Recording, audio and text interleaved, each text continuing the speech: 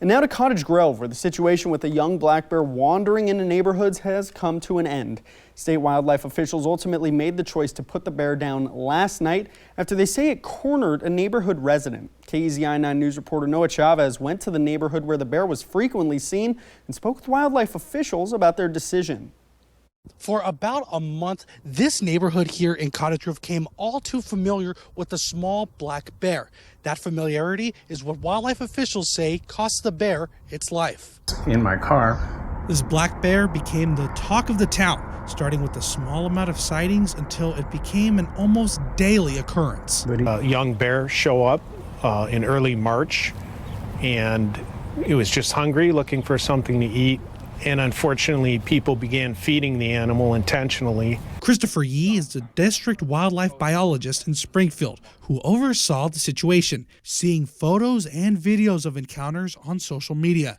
Because of the continuous food handouts from neighbors, it stayed put in the area, which caused it to stay within the city limits and go to restaurants and raid dumpsters and lurk around people's homes. Yee says he and his staff have continued to warn the community against feeding the bear or attempting to come in contact with it. Before long, his concerns became a reality when the bear showed no fear towards humans, unknowingly putting its own life at risk. Without the food sources, it would have left on its own.